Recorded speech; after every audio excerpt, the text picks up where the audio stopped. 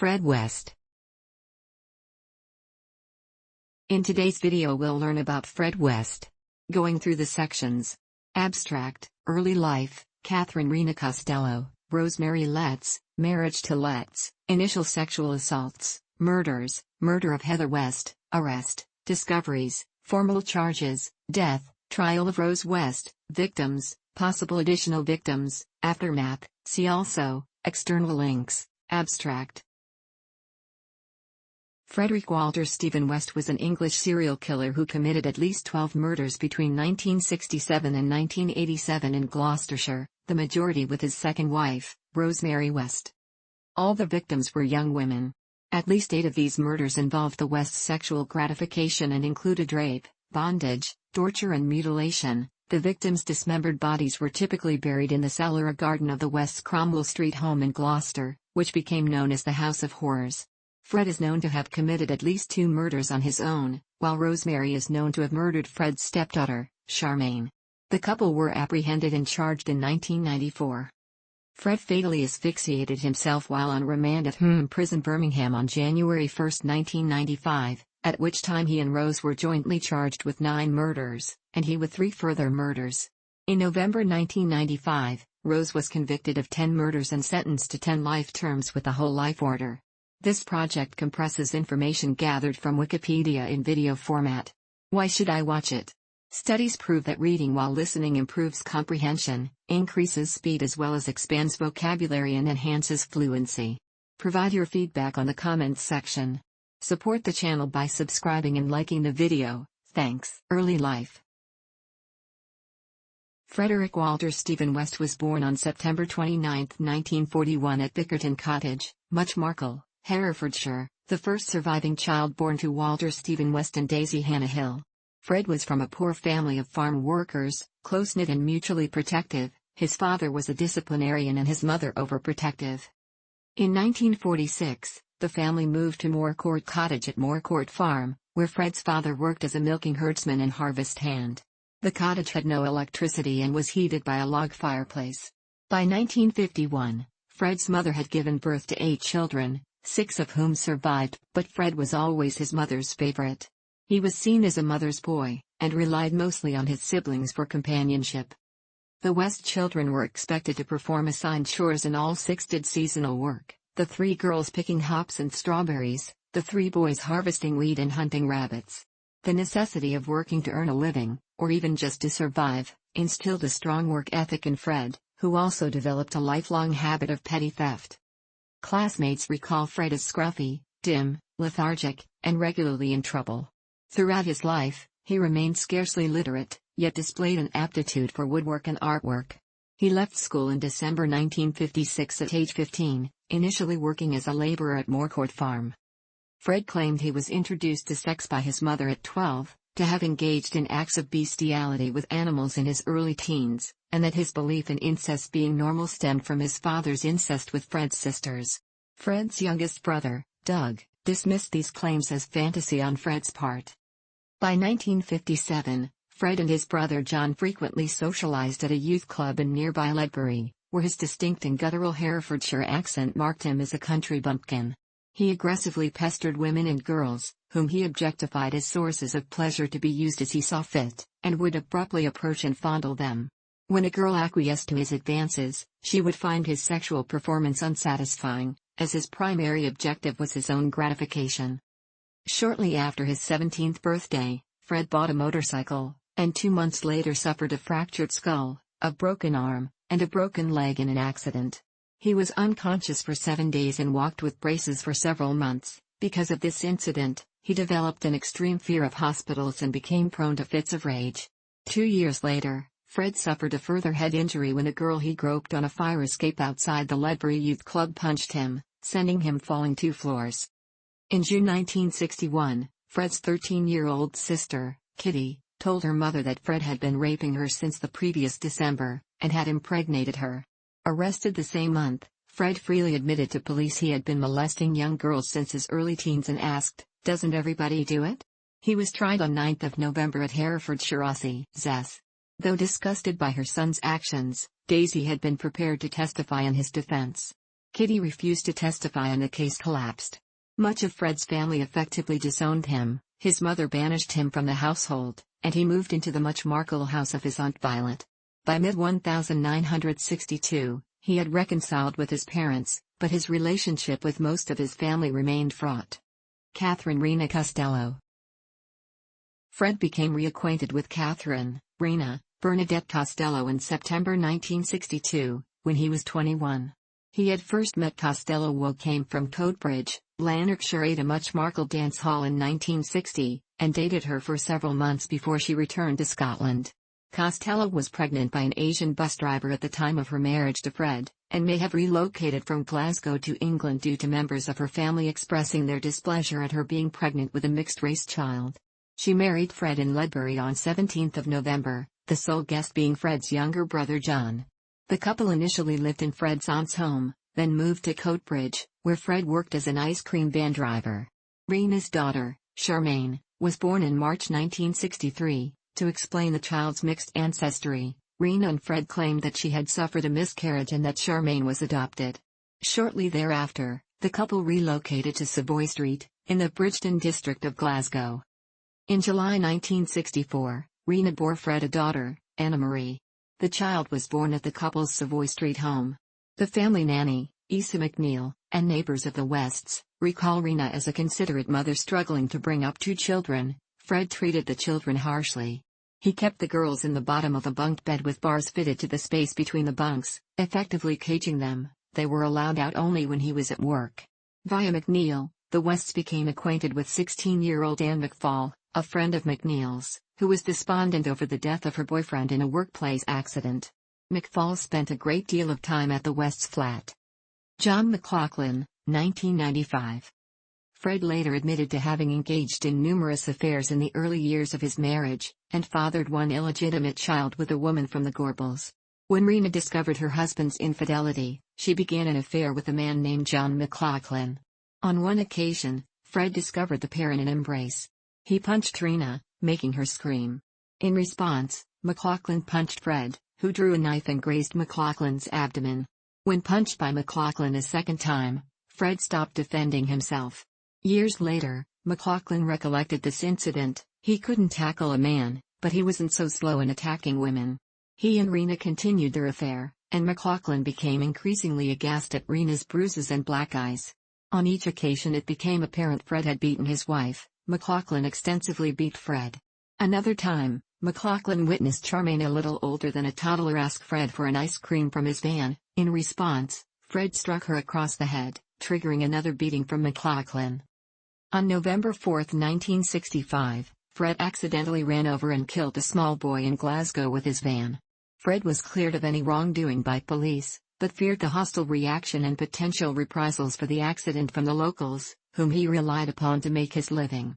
In December, he returned to Gloucester with Charmaine and Anna Marie, renting a caravan at the Timberland Caravan Park in Bishop's Cleeve. Rena joined him in February 1966, accompanied by Isa McNeil and Anne McFall, who also moved into Fred's caravan. McNeil and McFall both came from impoverished backgrounds. Both hoped to find work in England. Shortly after the move south, Fred found employment driving a lorry for a local abattoir.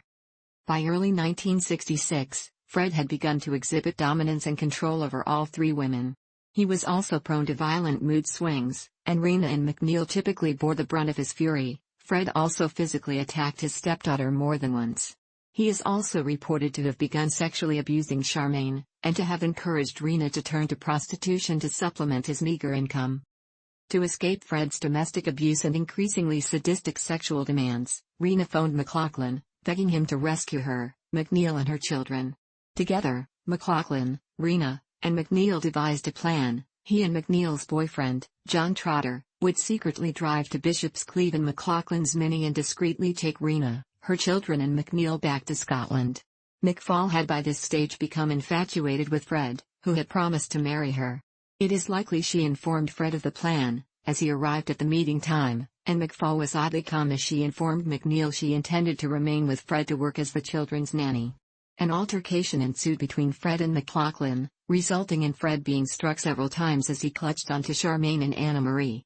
Police were called and McLaughlin, Trotter, McNeil, and Rena left, with Fred threatening to kill Rena should he ever see her again. To ensure her daughter's well-being, Rena frequently traveled to England to visit Charmaine and Anna Marie while they lived with Fred at Bishop's Cleeve. Despite initially maintaining her friendship with McFall, Rena soon began to resent her matriarchal presence around her daughters.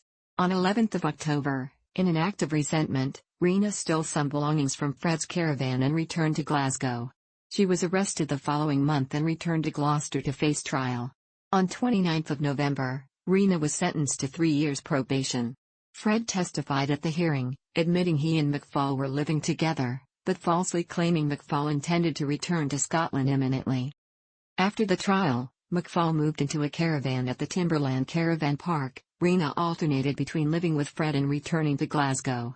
Letters McFall posted to her family and McNeil in Glasgow between 1966 and 1967 indicate she believed a relationship with Fred could offer her a better life than that she had experienced in Scotland, and she tried to persuade Fred to divorce his wife in order that he could marry her. In July 1967, McFall, aged 18 and 8 months pregnant with Fred's child, vanished. She was never reported missing. Her dismembered remains were found buried at the edge of a cornfield between Muchmarcle and Kempley in June 1994. Her limbs had been carefully disarticulated, and many phalange bones were missing from her body, likely to have been retained as keepsakes. Her unborn child may also have been cut from her womb. Fred initially denied he had killed McFall, but confided to one visitor following his arrest that he had stabbed her to death following an argument. This explanation is inconsistent with the fact that her wrists were found with sections of dressing gown cord wrapped around them, suggesting she had been restrained prior to her murder. The following month, Rena returned to live with Fred, and the couple relocated to the Lake House Caravan Park. Their relationship initially improved, but Rena left the following year, again leaving the children in his care. On these occasions when Fred had no woman to supervise and care for the girls, he temporarily placed them in the care of Gloucester Social Services. Rosemary Letts. Fred first encountered Rosemary Letts in early 1969, shortly after her 15th birthday. The pair first met at Cheltenham bus station. Initially, Rose was repulsed by Fred's unkempt appearance, and deduced he was a tramp, but she quickly became flattered by the attention Fred continued to lavish on her over the following days as he invariably sat alongside her at the same bus stop. Rose twice refused to go on a date with Fred, but allowed him to accompany her home. In their initial conversations, Fred quickly discovered that although Rose had never had a boyfriend, she was overtly promiscuous. He also extracted a degree of sympathy from her by claiming he and his 2 daughters had been abandoned by his wife, and that he wished for more children.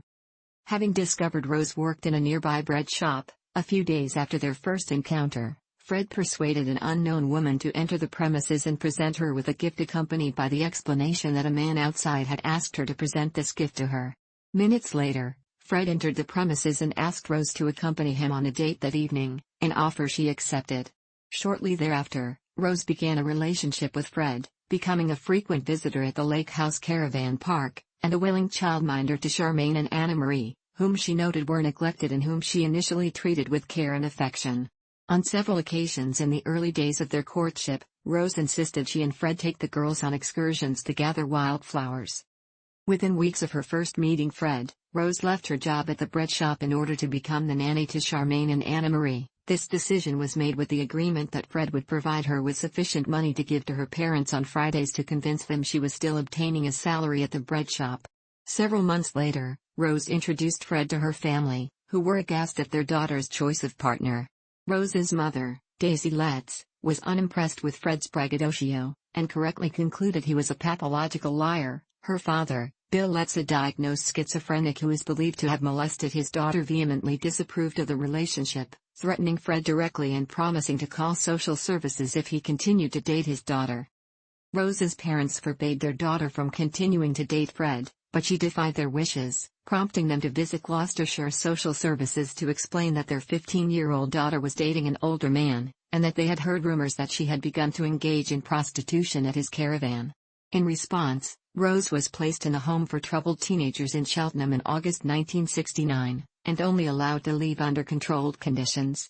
When allowed to return home to visit her parents at weekends, Rose almost invariably took the opportunity to visit Fred. On her 16th birthday, Rose left the home for troubled teenagers to return to her parents. Upon Fred's release, Rose left her parents' home to move into the Cheltenham flat Fred then lived in. Shortly thereafter, Fred collected Charmaine and Anna Marie from social services. Bill Letts made one final effort to prevent his daughter from seeing Fred, and Rose was examined by a police surgeon in February 1970, who confirmed she was pregnant. In response, Rose was again placed into care, but was discharged on 6 March on the understanding she would terminate her pregnancy and return to her family.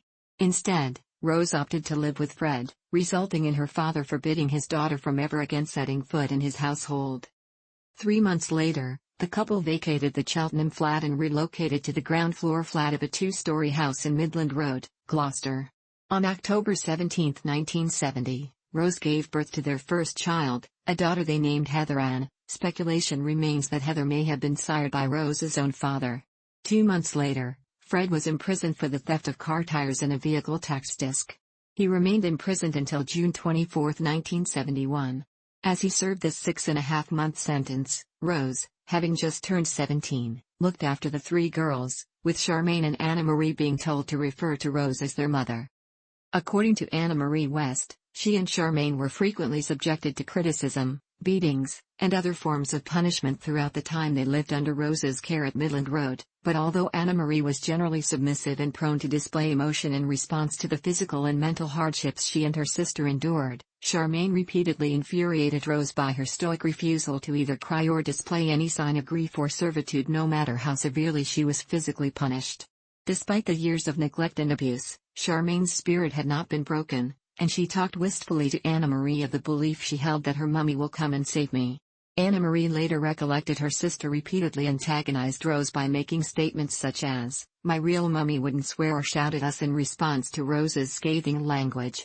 A childhood friend of Charmaine's named Tracy Giles, who had lived in the upper flat of Midland Road, would later recollect an incident in which she had entered the West's flat, unannounced, only to see Charmaine, naked and standing upon a chair, gagged and with her hands bound behind her back with a belt, as Rose stood alongside the child with a large wooden spoon in her hand. According to Giles, Charmaine had been calm and unconcerned, while Anna Marie had been standing by the door with a blank expression on her face. Hospital records reveal Charmaine had received treatment for a severe puncture wound to her left ankle in the casualty unit of the Gloucester Royal Hospital on March 28, 1971. This incident was explained by Rose to have resulted from a household accident. Rose is believed to have killed Charmaine shortly before Fred's prison release date of June 24, 1971. She is known to have taken Charmaine, Anna Marie and Heather to visit Fred on 15 June. It is believed to be on or very shortly after this date that Charmaine was murdered.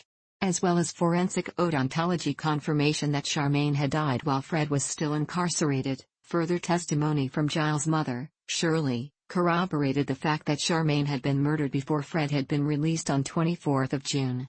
In her later testimony at Rose's trial, Shirley Giles stated she and her family had lived in the upper flat of 25 Midland Road in 1971, and that her 2 daughters had been playmates of Charmaine and Anna Marie. Shirley Giles stated that after her family had vacated the upper flat of Midland Road in April 1971, on one day in June, she had brought Tracy to visit Charmaine, only for Tracy to be told by Rose, "She's gone to live with her mother, and bloody good riddance." Before Tracy began to weep. Giles was adamant Fred was still in prison on this occasion. As with the Giles family, Rose explained Charmaine's disappearance to others who inquired about her whereabouts by claiming that Rena had called and taken her eldest daughter to live with her in Bristol. She informed staff at Charmaine's primary school that the child had moved with her mother to London. When Fred was released from prison on 24 June, he allayed Anna Marie's concerns for her sister's whereabouts by claiming her mother had collected Charmaine and returned to Scotland. In her autobiography, Out of the Shadows, Anna Marie recollected that when she asked why her mother had collected Charmaine but not her, Fred callously replied, "She wouldn't want you, love. You're the wrong color." Charmaine's body was initially stowed in the coal cellar of Midland Road until Fred was released from prison. He later buried her naked body in the yard close to the back door of the flat, and he remained adamant he had not dismembered her. A subsequent autopsy suggested the body had been severed at the hip. This damage may have been caused by building work Fred conducted at the property in 1976. Several bones, particularly patella, finger, wrist, toe and ankle bones, were missing from her skeleton, leading to the speculation the missing parts had been retained as keepsakes.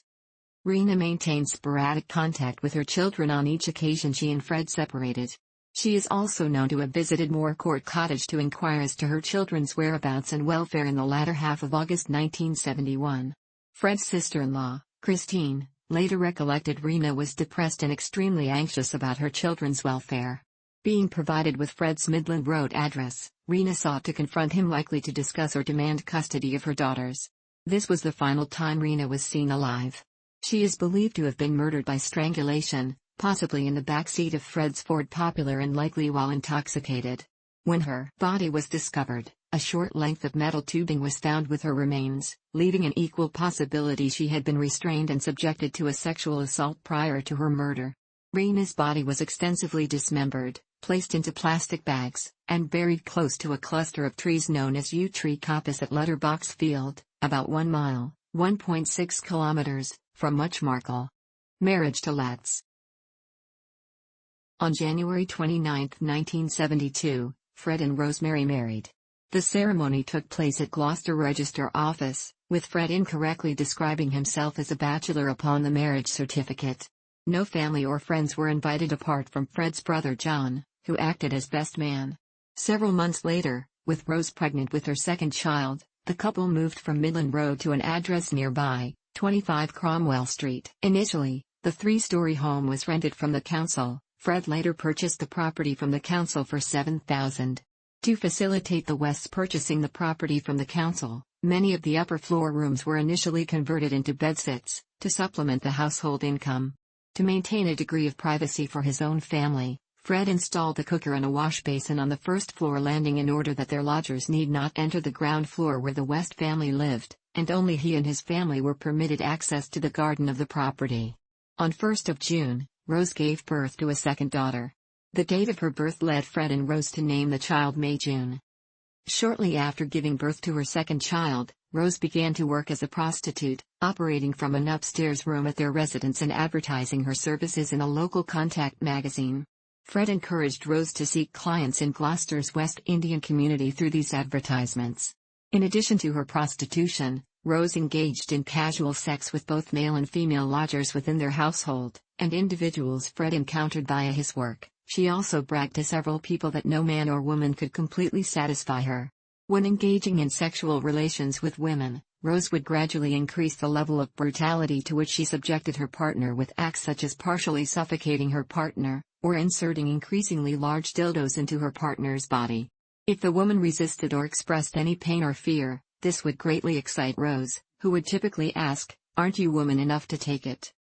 To many of these women, it became apparent Rose and her husband, who regularly participated in threesomes with his wife and her lovers, took a particular pleasure from seeking to take women beyond their sexual limits, typically via sessions involving bondage, as the Wests openly admitted to taking a particular pleasure from any form of sex involving a strong measure of dominance, pain and violence.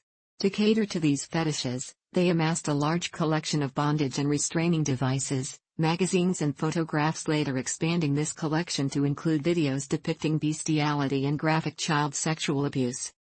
Rose controlled the West family finances, Fred giving her his pay packets.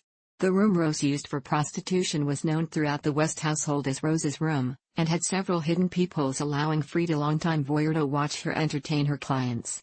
He also installed a baby monitor in the room, allowing him to listen from elsewhere in the house. The room included a private bar, and a red light outside the door warned when Rose was not to be disturbed. Rose carried the sole key to this room around her neck, and Fred installed a separate doorbell to the household which Rose's clients were instructed to ring whenever they visited the household. Much of the money earned from Rose's prostitution was spent on home improvements. By 1977, Rose's father had come to tolerate his daughter's marriage, and to develop a grudging respect for Fred. Together, he and Fred opened a CAF they named the Green Lantern, which was soon insolvent. When Bill Letts discovered Rose's prostitution, he would also visit to have sex with his daughter. By 1983, she had given birth to 8 children, at least 3 of whom were conceived by clients. Fred willingly accepted these children as his own, and falsely informed them the reason their skin was darker than that of their siblings was because his great-grandmother was a black woman.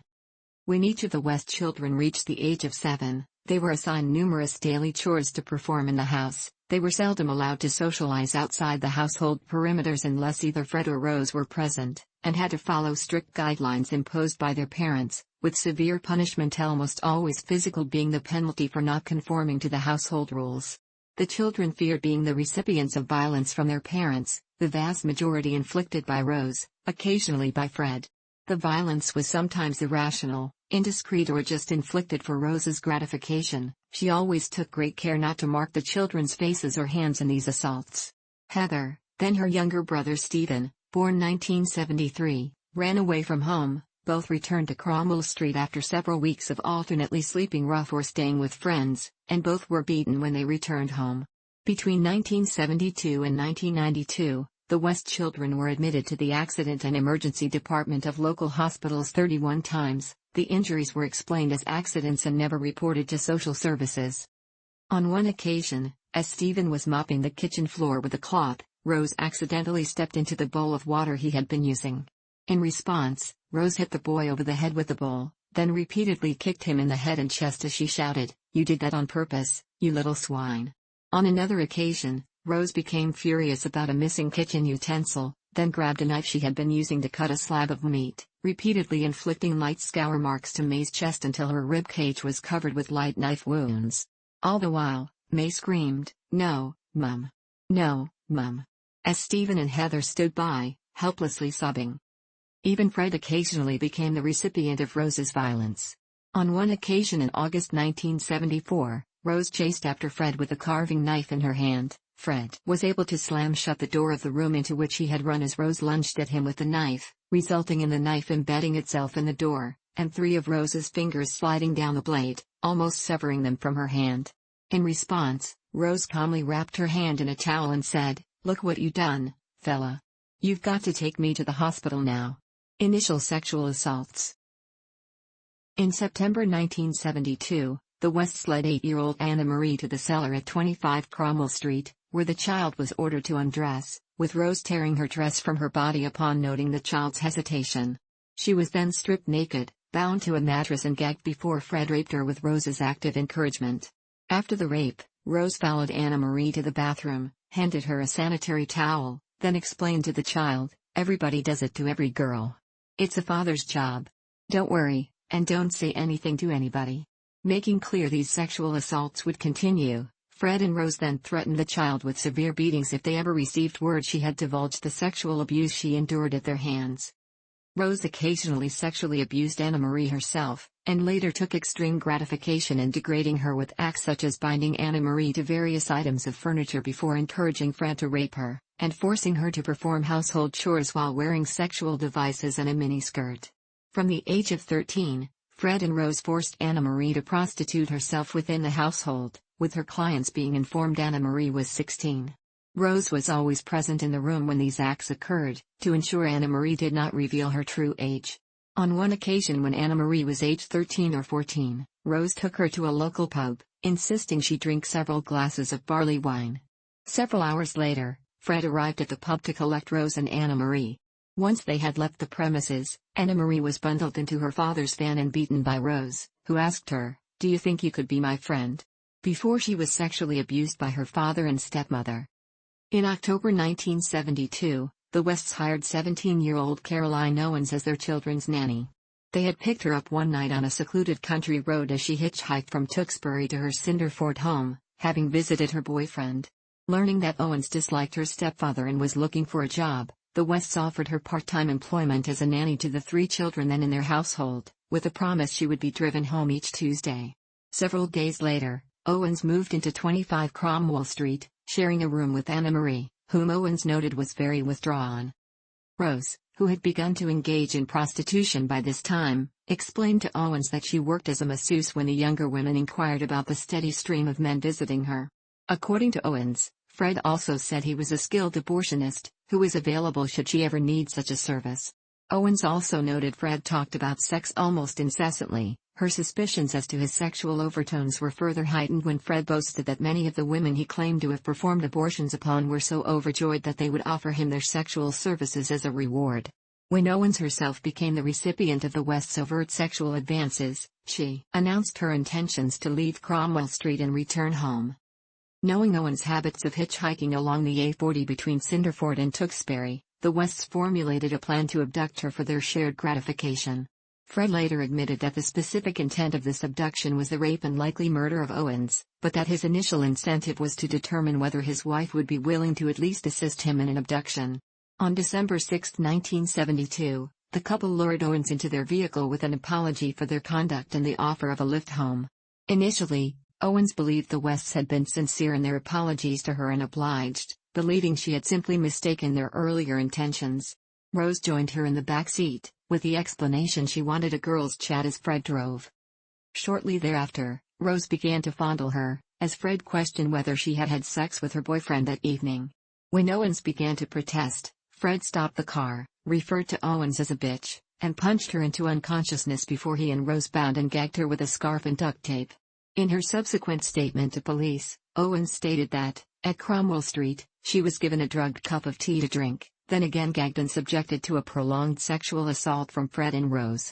At one stage, Fred remarked that Owens' clitoris was unusual, then lashed her genitals with a leather belt. When Owens screamed, Rose again smothered her with a pillow and further restrained her about the neck, and performed cunnilingus on her. Quickly realizing the gravity of her situation, Owens ceased resisting their sexual assaults.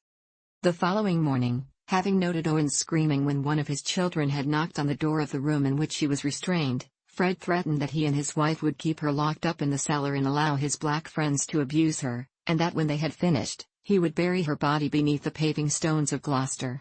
Fred then claimed he had killed hundreds of young girls, adding that Owens had primarily been brought to the house for Rose's pleasure. He and Rose then calmly asked Owens whether she would consider returning to work as their nanny. Seeing her escape avenue, Owens agreed, and vacuumed the house to indicate her belief in becoming an extended member of the family. Later that day, Owens escaped from a laundrette she and Rose had entered and returned home.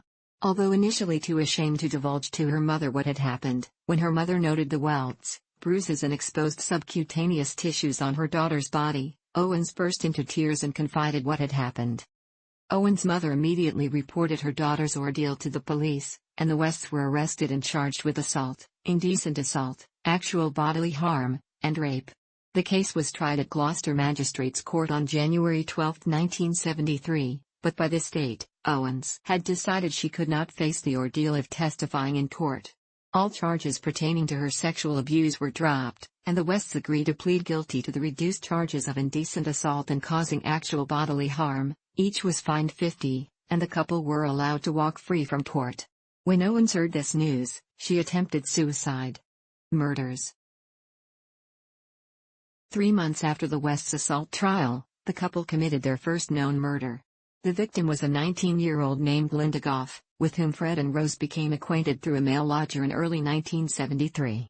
Goff regularly visited Cromwell Street, and engaged in affairs with 2 male lodgers.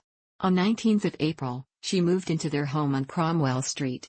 On or about 20th of April, other tenants were told that she had been told to leave the household after she had hit one of their children.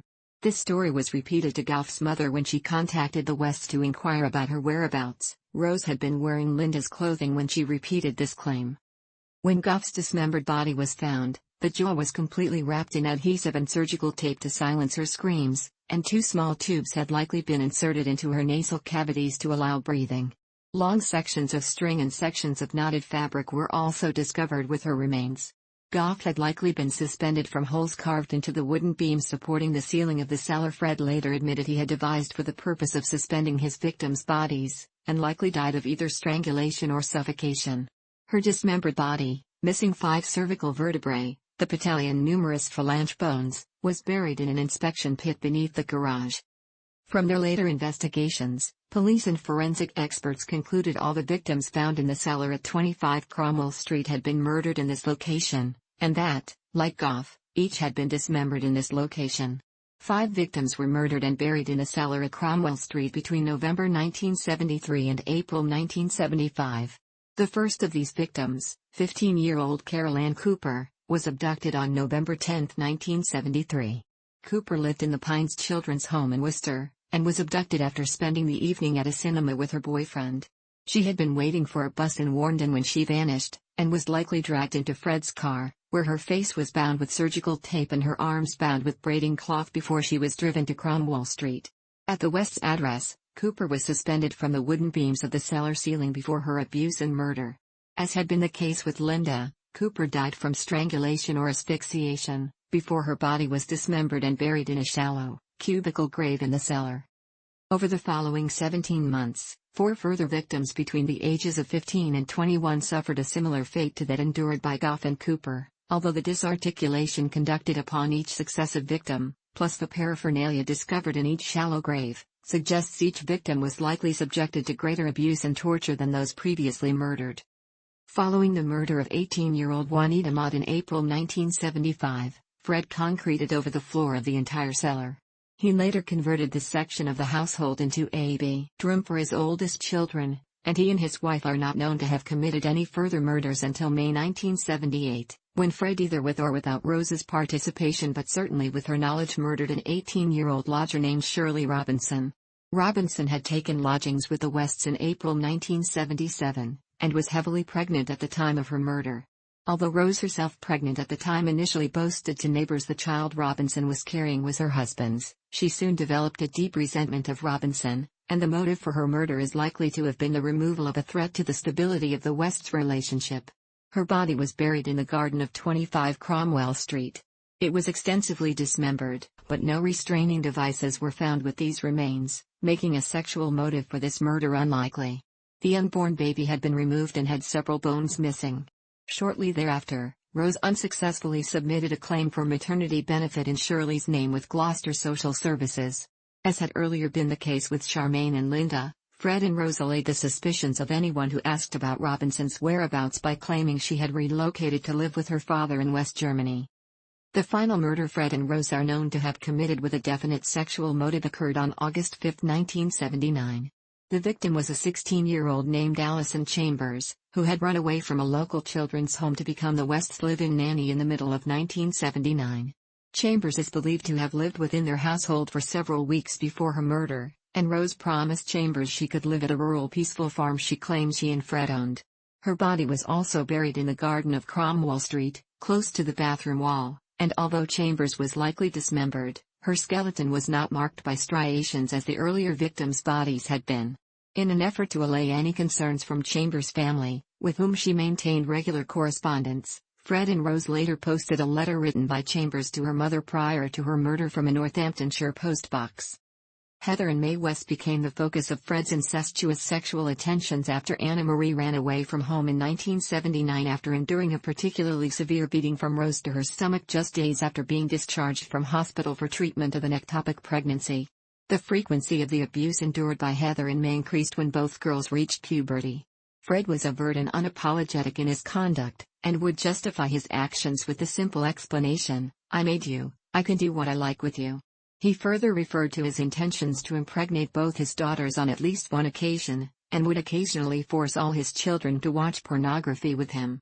As Heather, Mae and their younger brother Stephen were very close in age, the trio resolved that if their father asked at either of the two girls to be alone in a room with him, they would only do so if at least one other member of the trio were present to avoid either girl being raped. Both girls also developed a regime whereby they would only shower or undress when their father was either out of the house, or as her sister stood guard at the door. Stephen was also informed by his father that he would have to have sex with his mother by the age of 17. Although the girls were repulsed by their father's behavior, Mae having once endured Fred's throwing a vacuum cleaner at her when she remonstrated against his fondling her, developed a mechanism whereby she would tolerate Fred sexually fondling her, then jokingly brush aside any efforts he made to take the molestation further, whereas in her autobiography, Mae recollected that Heather was affected quite badly by all of this. More than me.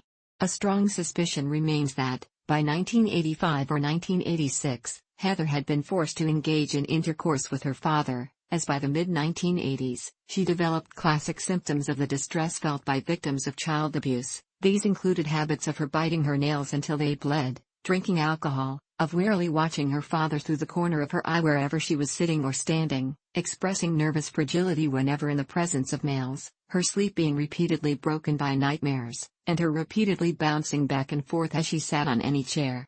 This distressful behavior led to Fred and Rose suspecting Heather had lesbian inclinations, and also resulted in her becoming the increasing recipient of taunts from her father, who had never particularly held a liking toward Heather, that she was ugly and a bitch. On the occasions Heather remonstrated about the abuse to her mother, Rose would simply laugh at her distress. Heather also expressed to May and Stephen her desire to run away from home and live a nomadic lifestyle in the Forest of Dean, and to never again see any human beings.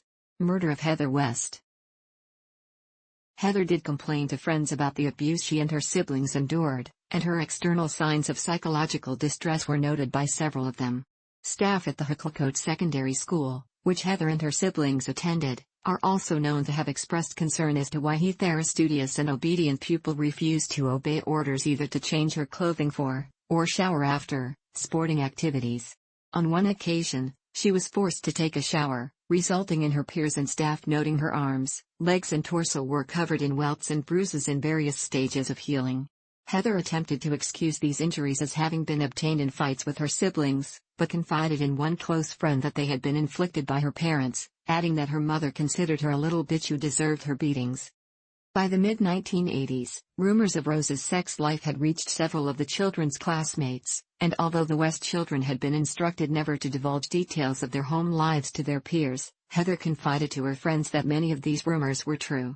The father of one of these classmates was a friend of the Wests. As such, word soon reached Fred and Rose that Heather had divulged details of her home life, including details of her mother's promiscuity to her classmates. Fred was so concerned by these revelations that he began to escort Heather to and from school. After Heather left school in 1986, she applied for numerous jobs in an effort to leave Cromwell Street. By June of the following year, she had pinned her hopes on escaping the household by obtaining a job as a chalet cleaner at a holiday camp in the seaside town of Torquay. She received notification that this application had been unsuccessful on 18th of June. In response, she crumpled into tears before her siblings May and Stephen. That same evening, her whole family heard Heather sobbing aloud as she attempted to sleep, and according to May, she cried all the way through the night. The following morning, on 19th of June, Heather was back to her usual self, looking miserable, biting her nails and sitting on the couch bouncing back and forth as she sat as her siblings left the house to go to school. When Heather's siblings returned home, they were informed Heather had left to accept the job she had previously been refused in Torquay, although Rose told an inquiring neighbor that she and Heather had had a hell of a row, and that Heather had run away from home. Later, to answer their children's questions about why Heather failed to contact or visit her siblings, the parents claimed that Heather had eloped with a lesbian lover. When May and Stephen suggested they report Heather's disappearance to police, Fred changed his story yet again, saying it would be unwise to initiate a search for Heather as she was involved in credit card fraud. On more than one occasion, Fred and Rose persuaded an unknown acquaintance to fake a phone call from Heather to her parents. Fred West, 1994. In the years following Heather's disappearance, Fred occasionally jokingly threatened the children that they would end up under the patio like Heather if they either misbehaved or divulged the mistreatment they endured to anyone outside the household. With Rose's approval, he later constructed a barbecue pit immediately opposite where Heather had been buried, and placed a pine table on her grave for the children of the family to sit upon whenever the Wests held family gatherings in their garden. Heather's disappearance, Fred and Rose's constantly changing stories about their daughter's whereabouts, plus their allusions to foul play, ultimately led to police inquiries as to Heather's whereabouts. These inquiries culminated in a search warrant being issued to excavate the West's garden in February 1994. Arrest. In May 1992, Fred asked his 13-year-old daughter Louise to bring some bottles to her room on the first floor of their home. Rose was not present in the home at the time. Shortly thereafter, the girl's siblings heard her scream, "No, don't." Later, Fred returned downstairs. Louise was found by her siblings writhing in pain, sobbing that her father had raped and sodomized her, at one stage partially strangling her.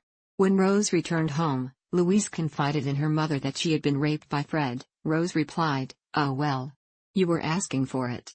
Over the following weeks, Louise was raped on 3 further occasions, with Rose personally witnessing one of these rapes before following her distressed and bleeding daughter into the bathroom and asking the child, "Well, what did you expect?" Fred also filmed one of these rapes. Several weeks later, Louise garnered the courage to confide in a close friend what her father had done. This friend told her own mother what had happened on 4th of August. In response, the friend's mother anonymously informed the police. On August 6, 1992, the police searched the West household on the pretext of searching for stolen property.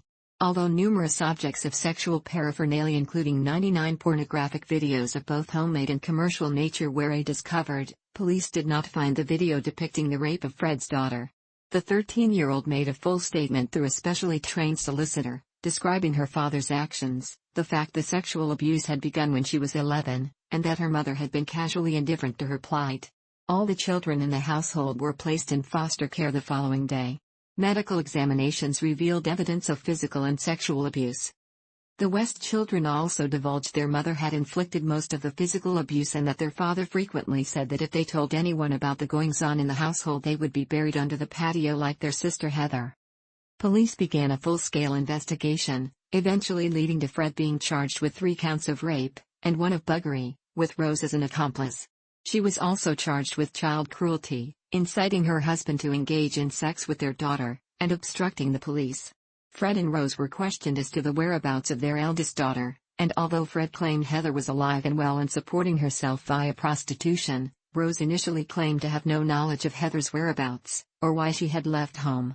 She claimed on 11th of August that she could remember now that her daughter had left home at her own persuasion due to Rose's concerns her other children may discover Heather's supposed lesbian inclinations. Rose then added she had also given her daughter $600 to incentivize her to leave the household, before further claiming to have maintained sporadic telephone contact with her daughter over the years. The following day, Rose was granted bail on the condition she did not maintain contact with her children, her stepdaughter, or her husband prior to her upcoming trial. As Fred awaited trial, he was held on remand in Birmingham. Learning that her father had denied any wrongdoing, Anna Marie also contacted police to offer a full statement detailing her experiences as a child. In a statement given to Detective Constable Hazel Savage, Anna Marie recounted the extensive physical, mental and sexual abuse she had endured as a child at the hands of her father and stepmother, before agreeing to testify against both parents at their upcoming trial. Anna Marie also added she had, for several years, been unsuccessfully attempting to trace her mother Rena and half-sisters Charmaine and Heather. Further inquiries conducted with Anna Marie's husband, Chris Davis, revealed that Heather had confided in him just how unhappy she was shortly before her disappearance, and of her desire to leave home. Davis elaborated that although Heather had not divulged any details about her enduring any sexual abuse, he had been so concerned for her welfare he had offered to confront Fred and Rose, and Heather had dissuaded him from doing so, blurting, "For Christ's sake don't, because they'll kill us both." Davis then suggested they might wish to speak with Heather to garner further details of her abuse.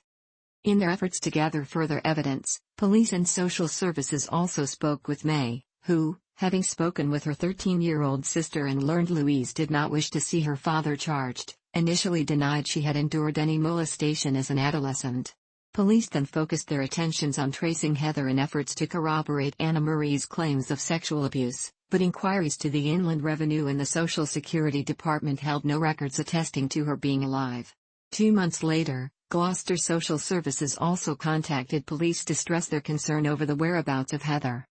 This case against the Wests collapsed when Anna Marie and her 13-year-old half-sister Louise declined to testify at the court case on June 7, 1993, with a child rape victim expressing her desire to return to her family, and Anna Marie choosing to withdraw her statement because of her noting the misery of her younger siblings, and her fear of Rose's vindictiveness. Shortly thereafter, Anna Marie spoke further with D.C. Savage, further emphasizing that her mother Rena and half-sister Charmaine were also missing. Although the Wests were acquitted of all charges, all their younger children remained in foster care, albeit with permitted supervised visitations to Cromwell Street.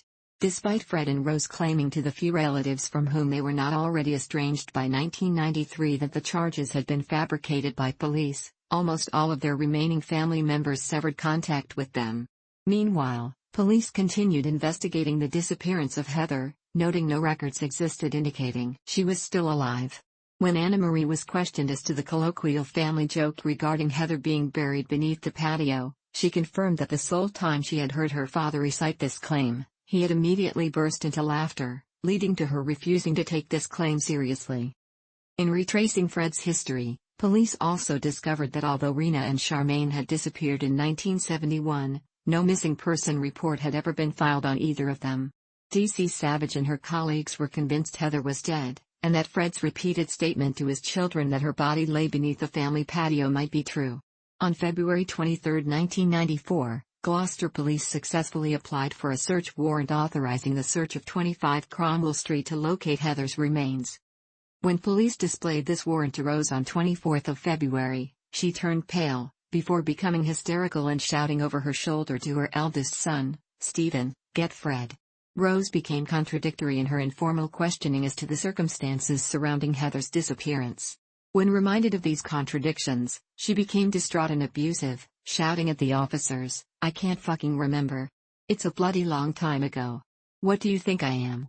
A bloody computer?" Fred had been working in Stroud at the time. Upon hearing of the police's intentions, he assured Stephen he would be home immediately. When Fred arrived 3 hours later, he informed his family of his intention to voluntarily offer a witness statement to police regarding his daughter's whereabouts. Despite Fred's insistence in this statement that Heather had been alive and well, albeit involved in a drugs cartel, and that the claims he and his wife had made as to Heather being buried beneath the family patio were simply rubbish, police were unassuaged. In response, Fred abruptly changed tactics, claiming they simply held a grudge against him due to his 1993 acquittal of the rape of his daughter. That evening, with the search team having left their premises and a uniformed officer remaining at Cromwell Street to guard the excavation site, May and Stephen observed their parents talking in hushed tones as they repeatedly glanced towards the garden from their kitchen window. Discoveries. In the early hours of the following morning, as his son Stephen was about to leave for work, Fred informed him, "Look son, look after Mum and sell the house. I've done something really bad. I want you to go to the papers and make as much money as you can." Shortly thereafter, police returned to Cromwell Street to continue their search for Heather's body. Upon their arrival, Fred indicated his wish to be arrested for Heather's murder and to be taken to Bearland Police Station to provide a full confession. He was then arrested and formally cautioned. At 11:15 that morning, Fred formally admitted to police he had indeed killed his daughter, albeit in an act of manslaughter. He confessed to strangling Heather in a fit of rage, then dismembering her body in the ground floor bathroom with a heavy serrated knife he normally used for cutting slabs of frozen meat. Her remains had been stored in a dustbin as he waited for an opportunity to dig her grave. Fred was insistent his wife had no knowledge of her daughter's murder, claiming he had committed this murder as Rose was preoccupied with one of her clients, adding the fact the search team had not yet unearthed Heather's remains was because they had been excavating the wrong section of his garden. He then volunteered to accompany police to the house to pinpoint the precise location of Heather's body. Upon receipt of this confession, Fred's solicitor, Howard Ogden, and his appointed appropriate adult, Janet Leach, informed May and Stephen their father had confessed to their sister's murder. In response, Stephen slumped against a wall and began sobbing. May entered a state of shock, before stammering that her father had not killed her sister. The following day, 26th of February, police began excavating the section of the garden at Cromwell Street where Fred indicated he had buried his daughter's body. Shortly after 4 p.m., police found a human thigh bone protruding from a section of the garden Fred had insisted police need not look in. Excavating the section of the garden where Fred had indicated he had buried his daughter's body, investigators discovered a mass of jumbled human remains encased in the remnants of a bin bag and intertwined with 2 lengths of rope. These dismembered remains were taken to the police headquarters for further examination, where they were determined to be those of a young woman, with 1 kneecap and several phalanges missing. The decedent's fingernails were discovered in a pile, suggesting they may have been torn from her fingers as a means of torture. Several hours later, the body was identified via dental records as being that of Heather West. That evening, having been formally charged with his daughter's murder and questioned as to why police had also discovered a 3rd thigh bone, Fred confessed there were 2 further sets of human remains in his garden, and agreed to return to Cromwell Street to reveal the locations of both graves, one of whom he named as Shirley Robinson, whom he described as being a former tenant and a lesbian who had been heavily pregnant with his child at the time of her 1978 murder. The other victim he described, incorrectly, as being Shirley's mate, but either could not or would not elaborate as to her identity. Both sets of remains were discovered on 28th of February, and Fred was charged with both murders 2 days later. Having discovered 3 sets of human remains in the garden, a decision was made to thoroughly search the entire property. Rose was placed into a safe house in the nearby town of Dursley as police commenced their search inside 25 Cromwell Street. Informed of this fact, and with the formal interviews conducted by the investigative team lasting up to 16 hours each day and including persistent questioning as to the whereabouts of his first wife Rena and stepdaughter Charmaine, Fred authorized his solicitor to pass a note he had written to the leader of the murder investigation, Superintendent John Bennett of the Gloucestershire Police. This note read, "I, Fred request, authorize my solicitor, Howard Ogden, to advise Superintendent Bennett that I wish to admit a further, approx. 9 killings, expressly Charmaine, Rena, Linda Goff and others to be identified. F. West." Questioned further as to his claims, Fred calmly explained there were a further 5 bodies buried in his cellar, and a 6th body beneath the ground floor bathroom. Most of these victims, Fred claimed, had been hitchhikers or girls he had murdered in the 1970s after picking them up at bus stops. Initially, Fred claimed these 6 victims had been killed when they had threatened to inform Rose of his infidelity with women, and that he had transported their bodies to Cromwell Street to abuse, dismember, and then bury in shallow graves. The dismemberment, Fred claimed, had made it easier to bury the remains in shallow, cubical graves, and he agreed to return to Cromwell Street to indicate precisely where he had buried each victim. Between 5 and 8 March, police found 6 further bodies of young females at 25 Cromwell Street. Each victim had been extensively mutilated, and each body bore evidence of having been subjected to extreme sexual abuse prior to the act of murder. For example, the 3rd set of remains discovered in the cellar was found with a length of cloth wrapped around the skull, and an oval of adhesive tape 16 inches in circumference found with the remains had likely been used to gag this victim, whose ankles and wrists were also bound with a large section of rope. Also found in this grave was a large, serrated knife. The 2nd set of remains was found with a section of tubing twisted into a U shape alongside her severed limbs, and her skull was found encased in adhesive tape which had been wrapped around the section where her face had been 11 or 12 times, with a narrow plastic tube inserted where the nasal cavities had been in an effort to allow her to breathe prior to her murder. Each set of remains was missing numerous bones, particularly phalanges. When questioned, Fred refused to divulge the reason or whereabouts of the bones missing from each set of remains. Despite Fred's insistence that his wife held no knowledge of any of the murders, investigators suspected otherwise. Rose was arrested on April 20, 1994, initially on offenses relating to the rape of an 11-year-old girl, and the physical assault of an 8-year-old boy, both charges dating from the mid-1970s. The following day, she was refused bail, and transferred to Pucklechurch Prison to be held in the maximum security wing. Here, she was questioned more closely about the murders, in particular those of her daughter Heather and Linda Goff, and on 25 April she was formally charged with Goff's murder. By 6 May, Fred and Rose were jointly charged with 5 counts of murder, with Rose simply replying, "I'm innocent" upon hearing each formal charge, a response that proved to be a theme throughout each of the 46 interviews investigators held with Rose prior to her trial. As well as the murders of the victims exhumed from Cromwell Street, Fred had confessed to the murders of his first wife and stepdaughter, and to knowing the location of Anne McFall's remains, although he always denied killing her. Fred agreed to identify each burial location, and the remains were unearthed between 10 April and 7 June. He was then transferred to Birmingham's Prison Birmingham, where a strict suicide watch called for his cell to be checked every 15 minutes. Formal charges. Fred and Rose West were brought before a magistrate's court in Gloucester on June 30, 1994. He was charged with 11 murders and she with 9. This was the first time the couple had seen each other since Fred's February arrest. Prior to hearing the formal charges against them, Fred leaned toward his wife and gently placed his hand upon her shoulder. In response, Rose, having ignored her husband's presence, visibly winced in discomfort. Both were ordered held on remand.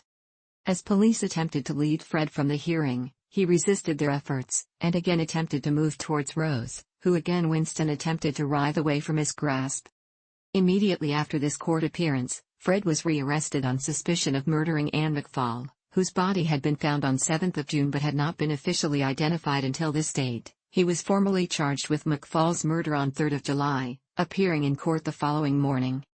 As he was held on remand at Prison Birmingham in the months following his arrest, Fred became increasingly depressed.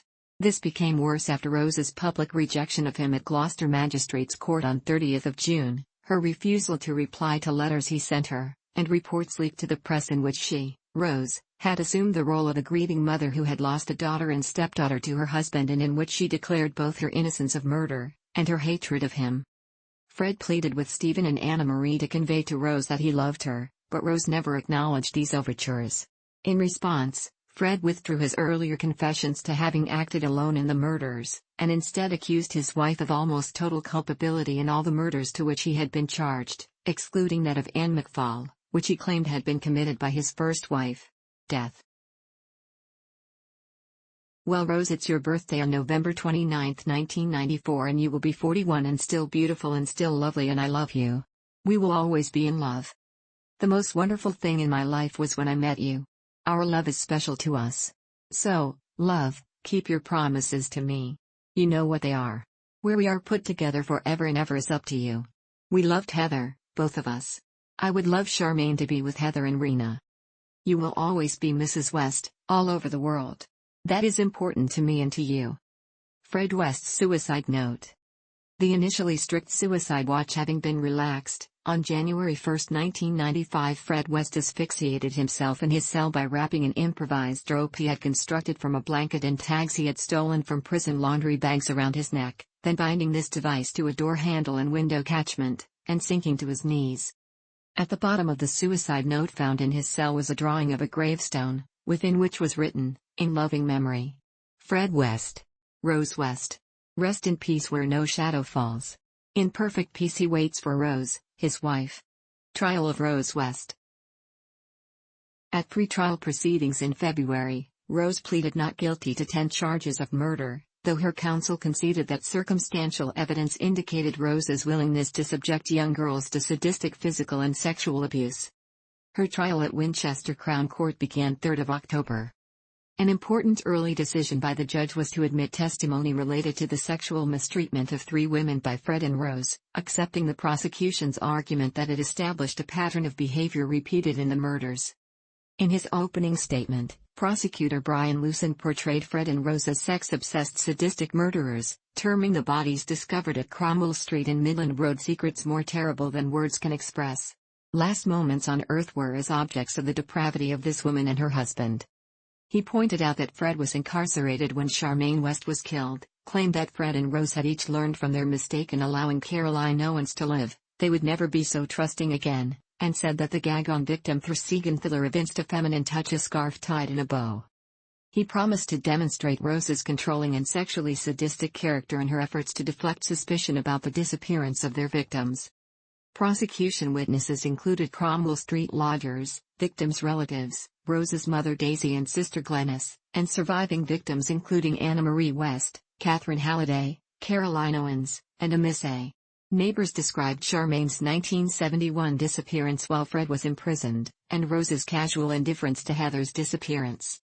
Rosemary's counsel, Richard Ferguson, tried to discredit prosecution witnesses as either having financially exploited their connection to the case, or motivated by grudges.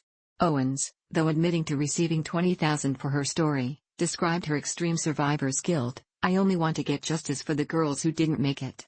I feel like it was my fault."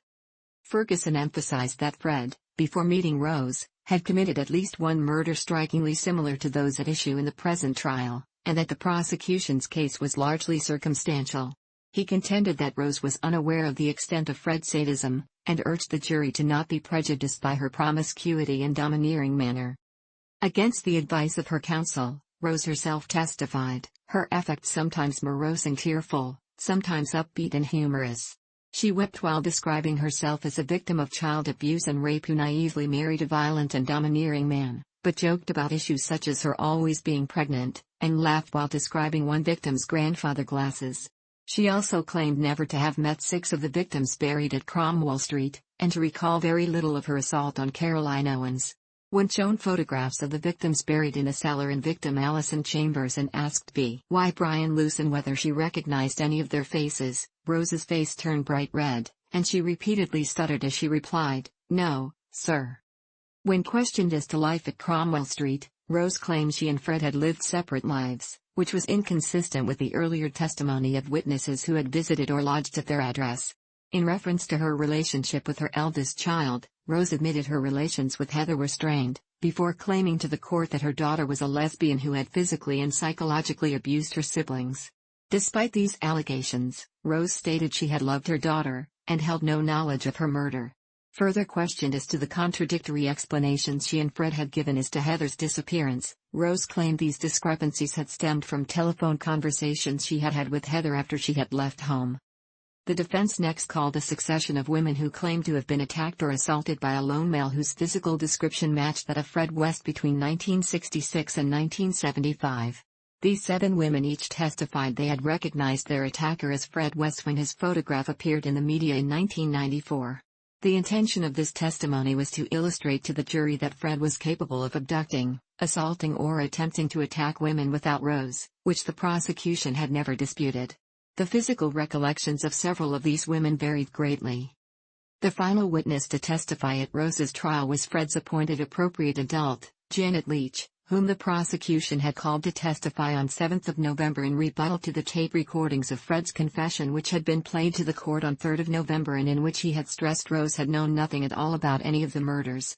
Leach testified that through this role, Fred had gradually begun to view her as a confidant, and had confided in her that on the evening prior to his 25 February arrest, he and Rose had formed a pact whereby he would take full responsibility for all the murders, many of which he had privately described to her as being some of Rose's mistakes. He had further divulged that Rose had indeed murdered Charmaine while he had been incarcerated, and had also murdered Shirley Robinson.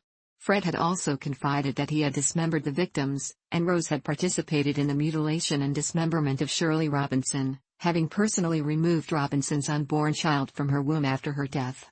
In reference to the remaining 8 murders for which Rose was charged, Leach testified that Fred had confided Rose had played a major part in these murders. Upon cross-examination, Leach did concede to Richard Ferguson she had earlier lied under oath about having sold her story to a national newspaper for $100,000, although she was adamant as to the sincerity of her testimony. While delivering this testimony, Leach collapsed, and the trial was adjourned for 6 days. She returned to complete her cross-examination on 13 November. After 7 weeks of evidence, the judge instructed the jury, emphasizing that circumstantial evidence can be sufficient for a finding of guilt, and that if 2 people take part in a murder, the law considers them equally guilty regardless of which of them did the deed. On 21 and 22 November, the jury returned unanimous guilty verdicts for all 10 murders. Terming her crimes appalling and depraved, the judge sentenced Rosemary to life in prison, emphasizing that she should never be paroled. Initially, Rose was incarcerated at HMP Bronzefield as a Category A prisoner. She was later transferred to Prison Low Newton before, in 2019, being transferred to Prison New Hall, where she continues to protest her innocence. Victims: Fred and Rose West are known to have committed at least 12 murders between 1967 and 1987. Many of those connected to the case believe there are several other victims whose bodies have never been found. Prior to his suicide, police had recorded over 108 hours of tape-recorded interviews with Fred, both when he had claimed to have acted alone in the commission of the murders, and when he had attempted to portray Rose as being the more culpable participant. On several occasions, Fred made cryptic hints he had claimed several other victims, but refused to divulge any further information beyond that he had murdered 15-year-old Mary Bastam in 1968 and buried the body on farmland near Bishop's Cleeve. He also claimed to have killed 1 victim while working on a construction project in Birmingham, and that other bodies had been buried in Scotland and Herefordshire. Stephen West, recounting an admission made while his father was on remand at Prison Birmingham, 1994. To his appropriate adult, Fred claimed there were up to 20 further victims he and his wife had killed, not in one place but spread around, and he intended to reveal the location of 1 body per year to investigators. While on remand, Fred made several admissions as to the fate of the victims buried at Cromwell Street to his son Stephen. Much of this information was disjointed or told in a third-party manner. Fred claimed that he had extensively tortured the victims prior to their murder, but had not raped them, instead engaging in acts of necrophilia with their bodies at or shortly after the point of death. He also claimed the reason many phalange bones had been missing from the victims' bodies was because the removal of their fingers and toes had been one of the forms of torture the victims had endured, with other torture methods including the extraction of their nails, acts of mutilation, and cigarettes being stubbed out on their bodies. Furthermore, the locations of almost all the burial sites of victims both discovered and undiscovered was symbolic to Fred, as each had been buried at or very close to the location he had lived in or worked at the time of the victim's murder. Footnotes. Possible additional victims. Police firmly believe the Wests were responsible for further unsolved murders and disappearances. They believe they committed 10 murders between 1971 and 1979, at least 7 of which were for sexual purposes. Following the rash of murders between 1973 and 1975, Fred and Rose are not known to have committed any murders until 1978. They committed one further murder in 1979, followed by an 8-year lull until they murdered their daughter in 1987. Police do not know of any further murders they committed before their 1994 arrest. During formal questioning, Fred confessed to murdering up to 30 people, indicating up to 18 other undiscovered victims. Fred's remarkably relaxed, emotionally sterile attitude towards all aspects of his crimes startled many members of the inquiry team. This prompted Superintendent John Bennett to seek the assistance of a criminal psychologist for an expert opinion on Fred's state of mind. After analyzing Fred's behavior throughout the extensive 1994 interviews, psychologist Paul Britton advised Superintendent Bennett that Fred's blase manner indicated he had committed so many offenses over such a long period that he was now indifferent to the acts of torture, mutilation and murder. Britton added that although an offender of this nature may come to offend less frequently, he would be unlikely to cease killing altogether. One theory which may explain the sudden lull in the frequency of their murders is the fact that by the mid-1970s, the Wests had begun a practice of befriending teenage girls from nearby care homes, many of whom they sexually abused, with others encouraged to engage in prostitution within their home. The Wests established acquaintances including several of their lodgers willing to partake in their shared fetishes, which may have satiated the couple to a degree. Caroline Owens, Anna Marie West, and several other survivors of sexual assaults at the Wests' hands each testified at Rose's trial that she had been by far the more calculating, aggressive and controlling of the two. Owens stated that, at one stage in her ordeal, Fred said that they had abducted Owens primarily for Rose's gratification. It is possible Rose's increasing family size, plus the fact she and her husband had, by the mid-1970s, begun seeking avenues to exploit girls from care homes in addition to acquiring contacts willing or unwilling to submit to their fetishes, may have led Fred and Rose to decide that these avenues of control and domination were sufficient for their satisfaction. 4 young girls similar in age and physical characteristics to those Fred was later charged with murdering in Gloucestershire are known to have disappeared during the time Fred lived in Glasgow, one of whom, Margaret McAvoy, Fred had been acquainted with. He had also rented a garden allotment adjacent to his house in which he frequently visited, although only a small section of this plot was ever cultivated. To one neighbor, Fred remarked that he used the remainder for something special, about which he refused to elaborate. Much of the supposed cultivation of this allotment occurred in the early hours of the morning. Police were unable to investigate whether any further bodies were buried at this location, as these allotments were built over in the 1970s as a section of the M8 motorway. Aftermath. Fred's body was cremated in Coventry on March 29, 1995. This service was held with only 4 family members present. In a 5-minute service, in which no hymns were sung, the Reverend Robert Simpson quoted sections of Psalm 23, then added a solemn reminder to those present that they must also remember everyone else who has also suffered because of these tragic events. His ashes were scattered at the Welsh seaside resort of Berry Island, a location he had regularly visited both as a child and as an adult with his family.